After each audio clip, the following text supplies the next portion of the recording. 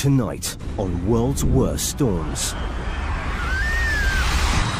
Hurricane Sandy devastates a coastal community in New York. I thought my parents were dead. In Illinois, it's coming toward us. Get in the house. A tornado tears a peaceful neighborhood to pieces. I've seen something amazing that almost killed me. A boating family are battered by Hurricane Ivan. It was alive and malevolent. And in Oklahoma, a Force 5 tornado rips through a school full of children. I've never been so frightened in my whole life.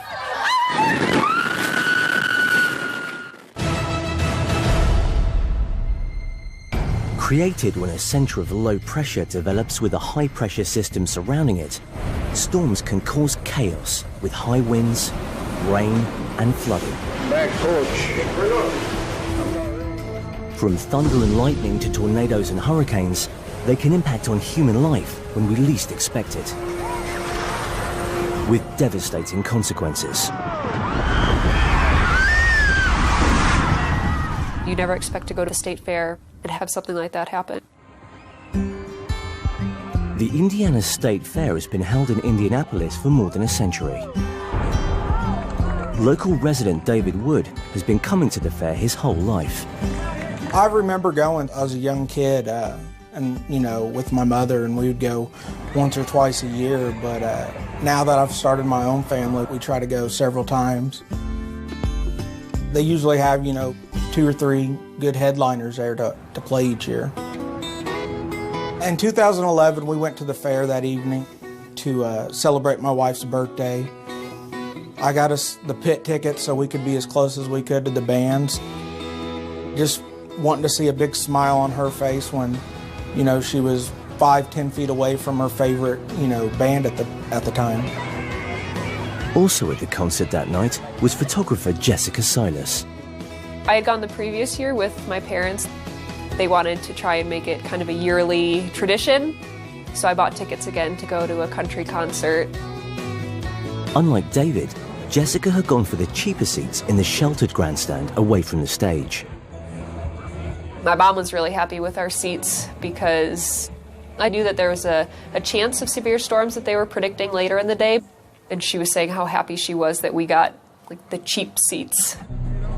At 8:39 p.m., just 6 minutes before the headline act was due to go on stage, the National Weather Service issued a severe thunderstorm warning for the area. I was taking a lot of pictures of the storm approaching from the west, and it was just crazy how bright it was in the east, and then you turn and look in the west and it was pitch black. It was the most drastic change in color in the sky, light to dark, that I've ever seen, and you could just see that something was coming. We didn't think it was going to be too bad since they still had, stage crew up in the rigging to control the lighting. So we figured the show was going to go on, rain or shine. And then boom, it's right above you. The wind, it definitely came out of nowhere. It was just all of a sudden, just wind, a huge, huge gust of wind. It was painful because it was all the sand and dust and it was hitting us in the face, and people started screaming and pointing at it just because it was so out of nowhere. Heard all the metal clanking and seeing the screen going back and forth and swaying around. But we planned on, waiting it out to hold our good spot, because we knew if we went and stood under the grandstands until it passed, we probably wasn't going to get our prime location back. I pulled out the phone to start recording, then it seemed like a bigger blast came in and got all up under the stage equipment and the awning. At that moment, that's when I realized, things were turning for the worst. I kind of saw out of the corner of my eye the tarp on the top of the stage. It kind of came loose and it was flapping around, because I thought that was kind of weird. I grabbed my wife by her arm and turned her and started pushing her in the back. You had people pushing on you, trying to get in front of you, and then you could look up in the eyes of the people in the grandstands, and you just knew what was behind you wasn't right. It was like being chased by a beast of some sort. The stage started to lean, and then it just completely folded on itself.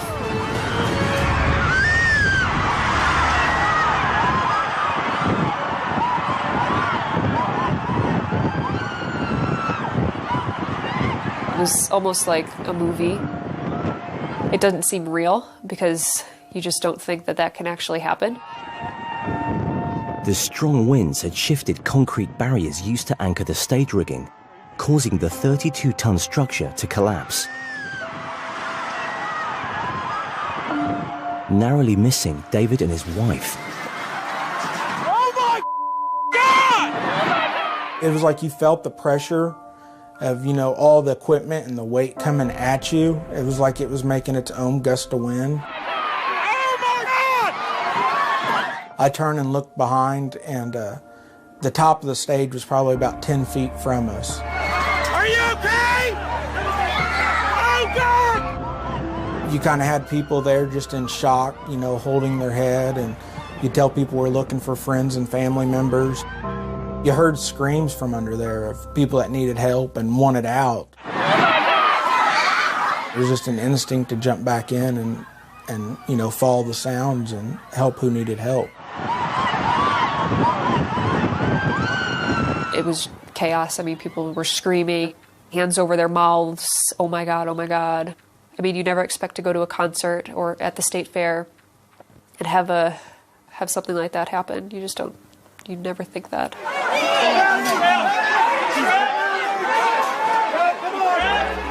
People laying around, hollering for help. You got people crawling and trying to get to others. It was just chaos. It's not moving. Calm down.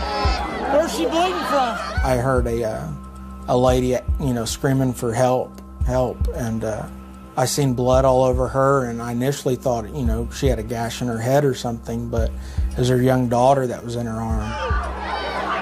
I see her holding her arm, you know, close to her body, and up toward the shoulder, there's this open gash wound. Here! We need a tourniquet! I knew to take my shirt off, and I was trying to wedge that between her body and her arm to tie it off and stop the bleeding. Hey, we need a medic really bad for this little girl! Okay, right here! Right here! I just gave her my shirt for a tourniquet! I'm a doctor. It's breaking! Come on, sir! What we got? Hey, we got a doctor! Watch out! We got a doctor! 3-year-old Maggie Mullin was taken to hospital, where surgeons battled to save her arm. Thankfully, she made a full recovery, though others at the fairground weren't so lucky. My dad, he's a doctor, so he ran down to help people that had gotten trapped underneath. And he said that he had seen people who had died, and there were definitely fatalities that had happened. 5 people were pronounced dead at the scene. 2 more died later in hospital. Over 40 people suffered serious injuries. You know, we got there early to try to get the best location we could, and while we were standing in line, kind of made friends with a couple, her and her partner, and you know, had good conversations with them. And then a few days later on the news, come to find out that she was one of the ones that passed away.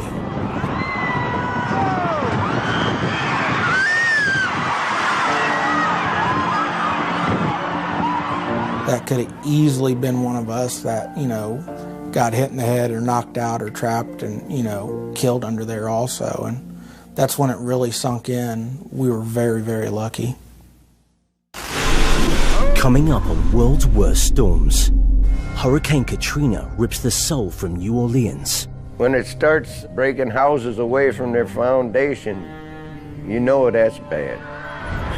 And a school in Oklahoma is ripped to pieces by a maximum force tornado as the children and teachers inside fear for their lives. I totally lost it.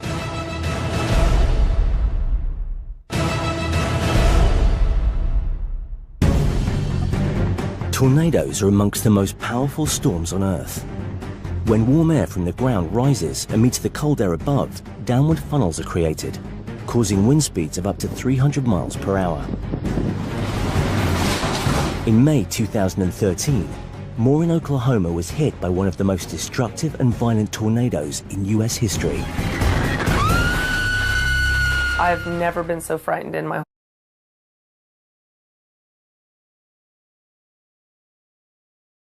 Schoolteacher Robin Dieksik was at Briarwood Elementary with her class on that fateful day.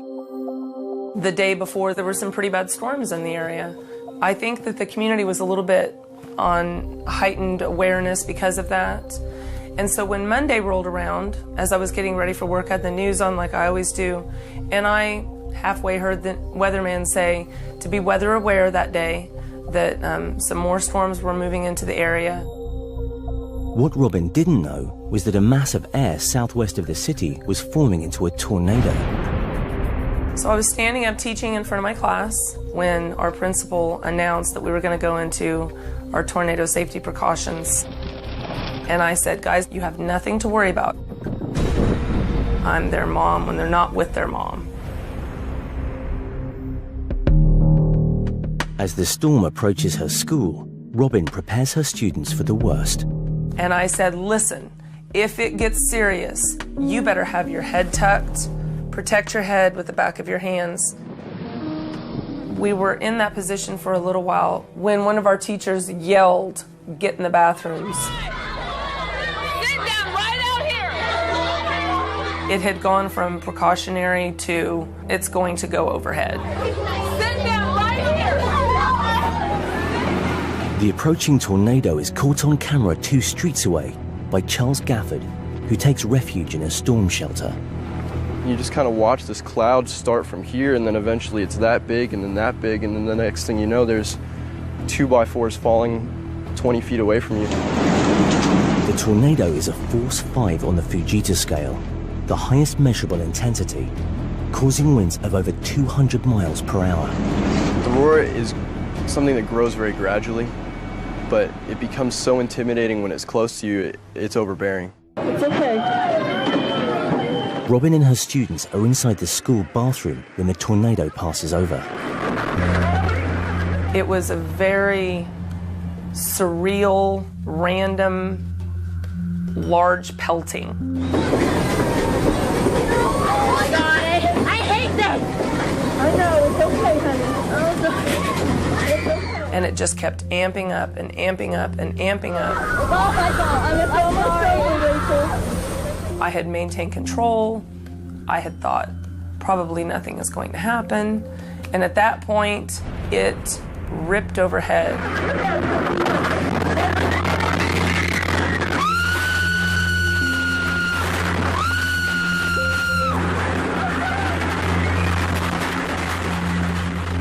I've never been so frightened in my whole life.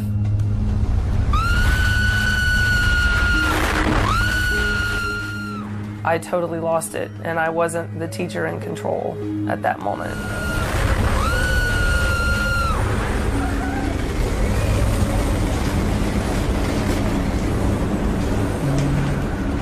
Charles is hiding out virtually opposite the school as the tornado hits the area with full force.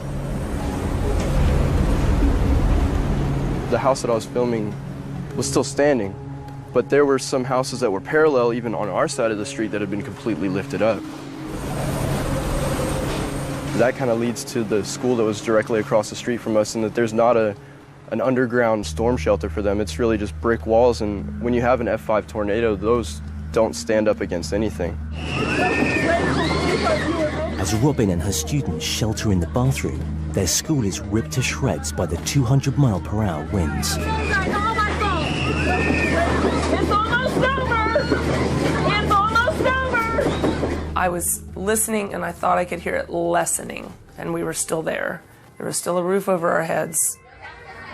You okay? Yeah. She's never experienced this. It's okay. None of us have. I was very relieved that we were still there, and we shook off what was on us, and we stood up and we went out into the hall. Wow. Oh my God. Oh my God. Oh my God. Oh my God.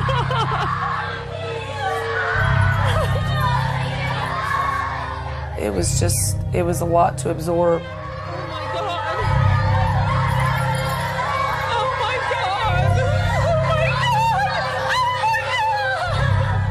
The library was nothing but a doorway and sky.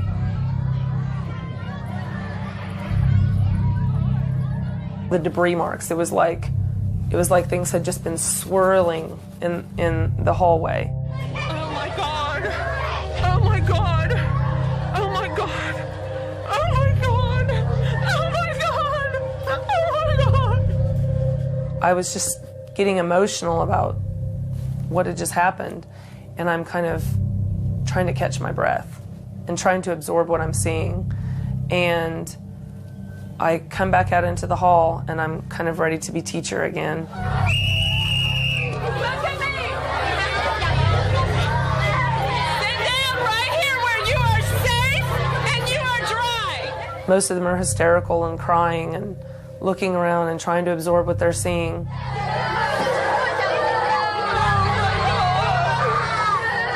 We decided to take the kids outside, and then it was a whole nother area of things to just absorb. Oh my God, I can't even recognize it! When we walked out, there was a parking lot that had 65 cars. It was just swept clean. There were weird gusts of warm and cold air. The sky still looked pretty scary. For miles, all you could see, it looked like there was nothing taller than 2 feet. It was just matchsticks. I mean, the fact that no students were killed in our building is just amazing. Fifth graders, let's all hug. It's okay, we're so lucky. No one is hurt, we're so lucky, it's fine.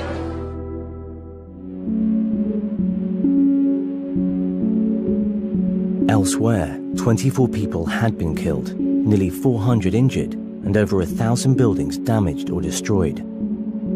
Among the dead were 7 children from Plaza Towers Elementary, just over a mile away from Robin's own school. It was these steps of realizing how serious it was, how lucky we were, how close we came to losing life in that building, how easily one of our kids could have been knocked out by a brick or crushed. 402, my classroom. This is the breezeway, the awning is gone. This is our office. We didn't do anything special that school family at Plaza Towers didn't do. It's just, it was a monster storm, and if you were not in the right spot right at that moment, there's nothing you could do.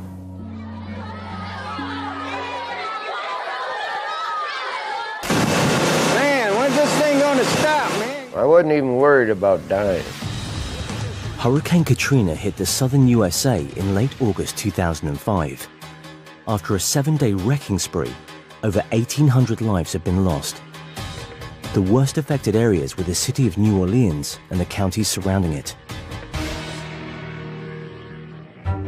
Former merchant marine Kennard Jackley and his wife Dookie have lived in the town of Slidell since 1973. They've experienced their fair share of hurricanes, and when they heard Katrina was coming, she decided to get out, whilst he decided to stay. I don't ever have to worry about Kennard. He's extremely creative and he's intuitive. He knows what to do. Dying don't mean nothing to me. Hell, 30 years at sea, I should have been dead a long time ago.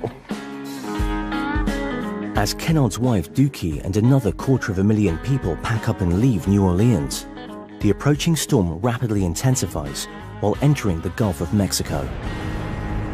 For thousands of people who aren't able to leave, an emergency shelter is set up in the New Orleans Superdome, a football stadium in the middle of the city.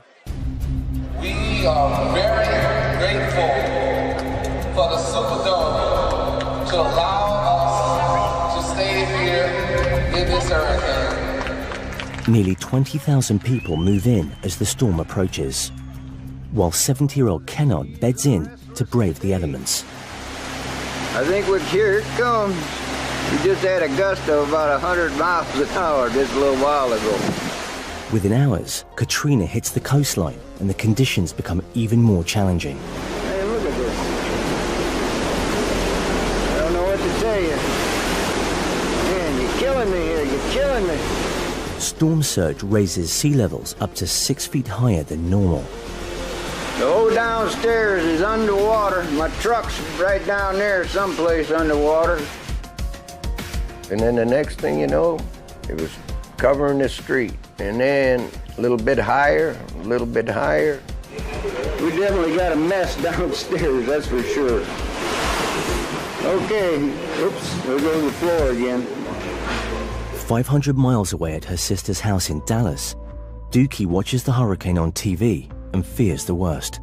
They were talking about, you know, the height of the water, the storm surge, how strong it was, you know, how areas were totally devastated. Nothing but junk now. Unbelievable. I just thought it was totally washed away, which it was. And I didn't see how he could have survived. Oh, bad, baby. And then the rain came and the wind came. That's when everything hit the fan. Man, this place is devastated out here. Woo! It must have been 100-mile-an-hour winds, you know. That's how I look at all them houses are gone. When it starts breaking houses away from their foundation, you know that's bad. Man, when's this thing gonna... Pine trees are falling. Boathouse disappears. 8 houses behind me disappeared. I mean, it just picked up off the foundation and floated right down the canal back here. Yeah, it's on the back porch. I guess the only good thing you can say about this thing, I don't see no floating bodies yet. Yeah, and there wasn't nothing you could do. I guess you could pray a little bit. I don't know for sure. Nah. You're up to the elements. That's all there is to it, you know. Katrina batters New Orleans for hours. Even those sheltering in the mighty Superdome fear for their safety. See that water dropping right down? We have rainwater in the building.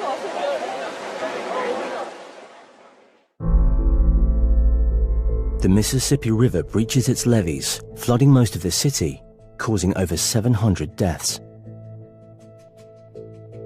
Bottom of my stomach, I thought for sure that he was dead. Plain and simple, yes, I thought he was gone. I wasn't even worried about dying. That's for true, I'm not kidding. Well, this is the day after. Take a look at our front yard. It breaks your heart, man. I mean, it tears you up inside. You don't want to look at your neighborhood and see nothing but chaos. You hate to see anybody lose their world possessions, you know. You see my truck down there? Yeah, she was a good old girl. It was 5 days before Kennard was able to contact his wife, who still had no idea if he was dead or alive. He called me. Oh my God, that was the happiest day of my life. Everything's fine out here. So far, so good. I was on the cell phone in my sister's backyard and just walking around going, it's Kennard, it's Kennard. And everybody was jumping around. We were all happy. Then you go from that to, damn you. And he even told me that time, I swear I'll never stay again. I swear I'll never stay again. It was another 6 weeks before the couple were reunited, giving Kennard time to fix up the house, although it would take years to rebuild the area around them. That's a bad thing, man. Mother Nature, she don't ever give nothing back, you know what I mean? She's a taker, just like most women. Coming up on World's Worst Storms. A Force 4 tornado wipes out a family neighborhood in Illinois. I've seen something amazing that almost killed me. And Hurricane Sandy brings fire and floods to New York. I came within 3 minutes of being killed, and there was really nothing I could have done.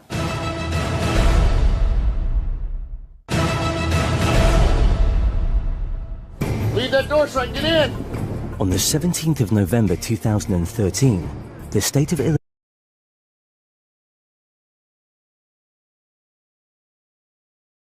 huge and fierce tornado. And roadie Chris Lancaster and his family were caught right at the heart of it. It's the most amazing thing I've ever saw in my life. Would I want to see it again? No. Chris lives in the small town of Washington, Illinois with his wife and family.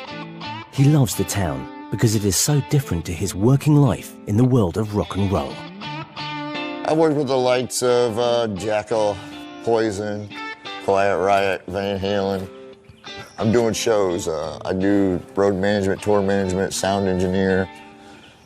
Anywhere from 30 weeks a year to 44 weeks a year, 50 weeks a year. But, you know, when I come home, I want to be peaceful.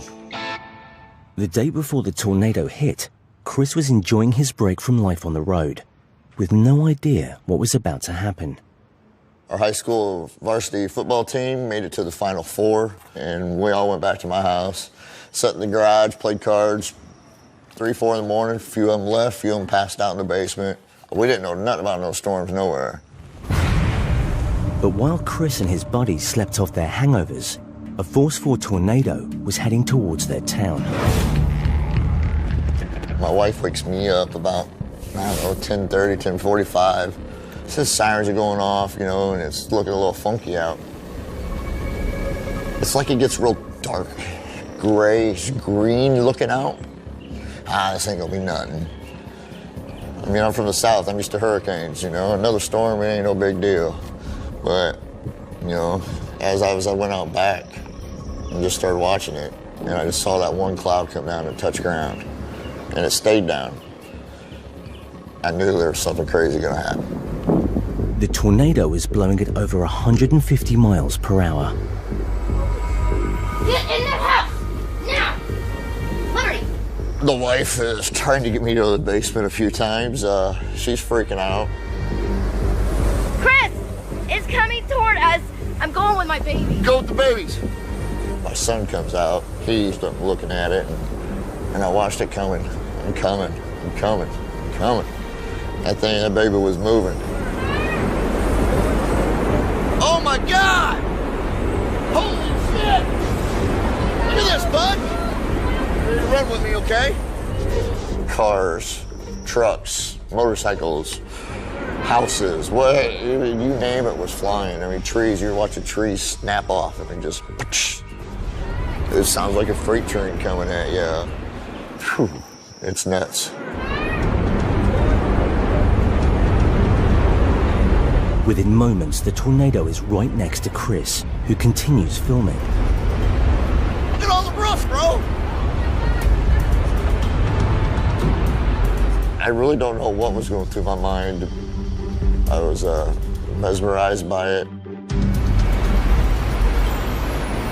They're beautiful, but they're also scary.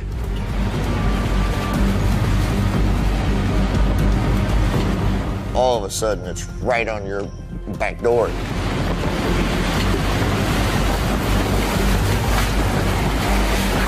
I didn't think I would make it. I didn't think my wife and kids would make it.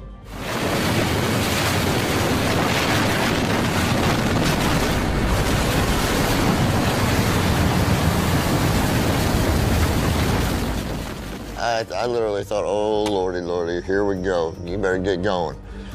I turned to go, and as I turned to go, the refrigerator hit me first. I didn't think I'd see anybody again.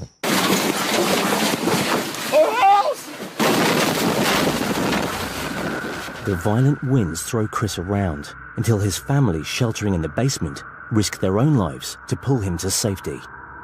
My stepson still swears to this day that he felt suction pulling me back out. Stay! Stay! Stay! Chris, we're okay! Come on, guys. Oh. What happened, Chris? Oh. Chris, you get hit with? Oh, no. Despite being battered by flying debris, Chris escapes with minor injuries. My eyesight went a little bad. I lost 5% of vision in my right eye. Like a slight concussion is all I really got out of it. I'm like a cat with 9 lives. Can't take me down. I've lived 10 lives. I got an extra life somewhere. As As Chris shelters in the basement with his family, the tornado swiftly destroys their home above them.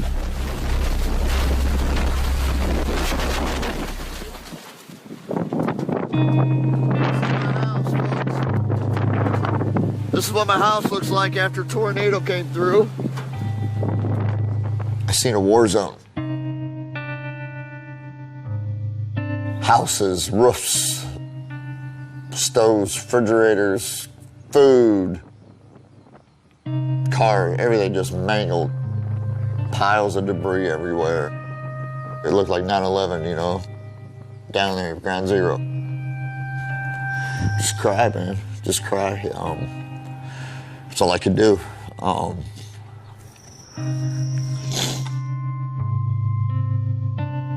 mean, it's just amazing how people survive this. 6 months on from the tornado, Chris is renting a house nearby, whilst he and his neighbors slowly rebuild their homes and their community. My daughter lost everything that she had as a baby. She's only 4 years old now, and she's lost all her baby good stuff. As you can see, she just found something out in the neighbor's yard. I mean, this is what stuff looks like that we're finding. I mean, would you want your kids to have that every day? No. But would you want your kid to have something that is memories of what she had before she lost everything? Yes.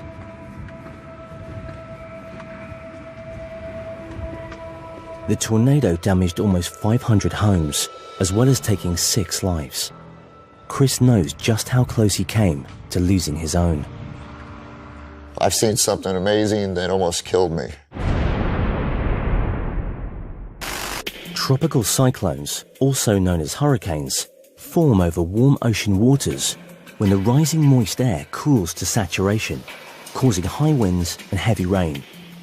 But the biggest threat to life when a hurricane makes landfall is the rise in sea levels or storm surge, flooding homes and cutting off escape routes. In October 2012, Hurricane Sandy struck New York City with such devastating force that it caused $18 billion worth of damage. In Breezy Point in Queens, residents were rocked by the elements as the superstorm brought fire and floods to the tiny oceanfront neighborhood. I came within 3 minutes of being killed, and there was really nothing I could have done.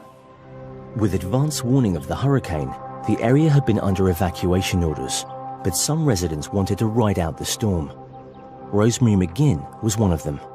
A lot of people have said to me, "What, are you crazy? How could you stay?" I love crazy, severe weather, and I wanted to see what it was like, and it never occurred to me that there would be any danger. But the storm would bring conditions that Rosemary had never experienced before, including winds of 80 miles per hour. I actually had never seen wind like that here, but I think that was really the big mistake that everybody made, was to focus on the wind, when it was the water that really devastated everybody. It was raining hard. It feels like you're getting hit with knitting needles or something. I felt it on my face. The rainfall, combined with a 13-foot tidal surge caused by Hurricane Sandy, was just the start of the problems for the coastal community. It looks like the ocean is coming in. It doesn't look like a wave. It doesn't look like something is going to recede. I hear what sounds like an explosion in the basement. I come downstairs. I could see that water was up to about the 3rd or 4th step. I went to the closet to get my wellies. I pulled them on, and when I got back to the stairs, the water was almost to the top. And of course I'm thinking, well, if the water got to the ceiling here in less than 5 minutes, maybe it'll get to that ceiling in less than 5 minutes. That just terrified me. And I'm going to be on the roof looking for a helicopter. I really didn't know what to do. With nightfall and no sign of the storm abating, Rosemary is a prisoner in her own home. There's nothing she can do but sit tight and hope for the best. I get my cell phone and go to the front door and take video of the surge coming in. I had this thought, I'm going to die. This is amazing. I'm going to die here. Half a mile away, there's an even greater threat to life in the tight-knit community.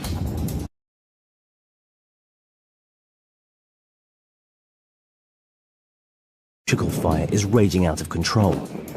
The Fire Department of New York can offer only limited help, held at bay by the tidal surge. Our fire trucks at the time are now under 5 feet of water. And across the main road, there was a very strong current. The firehouse understands now that there's nothing that they can do, that we have to watch the fire just burn. Breezy Point during the hurricane. No FDNY, no volunteers for well over an hour. We got like a third alarm going here. Helpless, James knows there is nothing he can do as he watches the fire spread to his own home. My house was in the middle, and my mother and my aunt and my father and our neighbor are inside the house. The firemen are coming around to me telling me, you know, don't worry, it'll be okay, it'll work out. There wasn't anything you could tell me that they're conclusively alive at that point. Then, as I walked closer and closer, I realized that I only had my foundation left in my basement. Like at the bottom of a barbecue, it's just cindering ashes, smoldering remains. I had this sense of numbness. I'm thinking now that there's nothing else I can do for them. They stayed in the house, they went to sleep, and they're all dead. The absolute lowest point in my life. Across the neighborhood, Rosemary is contemplating her own fate. While I was sitting there looking at the water, someone banged on the door. And it's the guy down the block who has 7 kids. I open the door and start crying, and what's going to happen? What am I doing? And he says, don't worry, everything's okay. And then he says, can we just go upstairs and look out the window? But it's just all angry red over the horizon. You know, as far as I knew, the whole community could have burned down. It's hard to describe. I think I was in shock, really. Overnight, the tidal surge recedes and fires are slowly brought under control. 111 properties have been completely destroyed. The following morning, and the damage caused by Hurricane Sandy can be seen in the cold light of day. Whilst many residents lose their homes, for James, there is at least some good news. I had received a text from my aunt saying, we're sitting in the church, we're on the 2nd floor, everyone's all right, you know, come over and help us out, give us some blankets. I went over and I hugged my mom. They said when they saw the fire, they immediately started packing up and they had maybe 10 minutes to get out of the house. Across Breezy Point, residents are seeing their community as they've never seen it before. Broken and ravaged by the superstorm. Should have said the bay? Oh my God. I'm in awe of what happened. I have never seen anything like that before. Incredibly, only 1 fireman and 2 residents were injured during the storm. But Sandy had torn the community apart. A lot of people have left, abandoned their homes. It's made me more fond of the beach and more willing to be here and do the work and commit what it is to be here. You didn't know what was going to happen that night. How do we know what's going to happen the next time? Coming up on World's Worst Storms. Hold on, Jim. A seafaring family risk their lives as they battle against Hurricane Ivan. Oh, shit. It was alive and malevolent.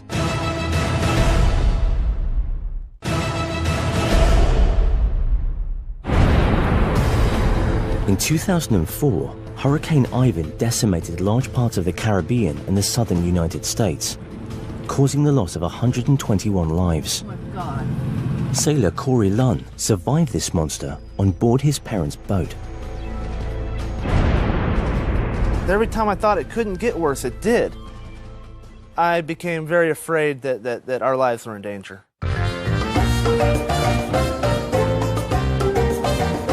Corey and his parents have been sailing their whole lives. My parents lived on a boat when I was born, and they took me out to sea when I was 13 days old. I've actually spent more of my life with my feet on the deck of a boat than on dry land, and I like it that way. The Lunn's boat, Te Natura, was almost part of the family. They sold their house in 1994 to buy it and had lived on it ever since.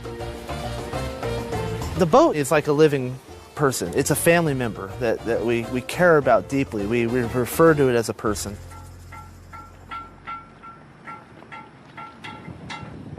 But when the Lunns took their beloved boat on a trip to Grenada, they knew it wasn't going to be plain sailing, with Hurricane Ivan heading straight towards them. The weather forecasts early on indicated that it was going to be likely to be a very strong storm. It looked like there was a very good chance it might hit Grenada, but we then made the decision to stay put.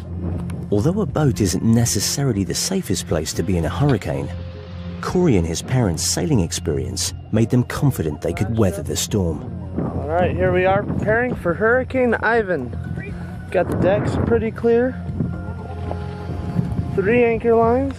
All the canvas stripped off that we can. We knew it was going to be a fight, but we really didn't think that it was going to be a fight for our lives. This is where it was at 8 a.m. this morning on September 7th, 2004. And at 11 a.m., it is now at 11.8 by 60.2. So it's right here, heading west or northwest at 18 knots. Likely possibility that the eye will go right over us. It was genuinely scary. Corey's driving us into it. It's been doing a perfect job. And then the storm strikes. The boat's engine is running at full throttle just to maintain their position and avoid being blown onto the rocks. It started in fitful gusts of wind that would sound like a slap against the side of the boat. We think we're about a half an hour away from the eye. It felt like the hurricane was a living thing. It was alive and malevolent. It felt like it was just toying with us. It was like, haha, look what I can do. Look what I can do. And there's a lot more coming.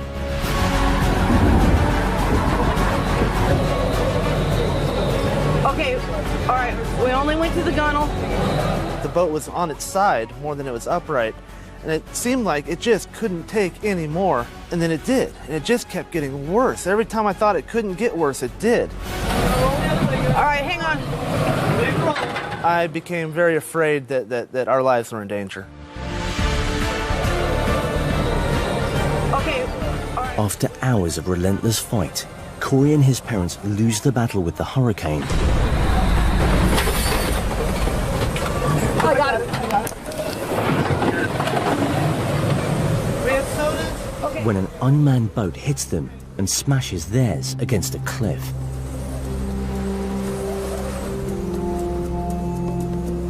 Corey and his parents abandon the boat and head for dry land. Okay. Getting onto land was a massive relief. I literally climbed onto the dock on my hands and knees and laid there crying, bawling my eyes out. Once the winds calm down, the damages to the boat are revealed. But the destruction on land is far greater. Everybody was practically homeless overnight. Street after street, community after community, everything was gone. Whole communities of people with nothing but foundations left. And those were the lucky ones. Looks like those houses exploded.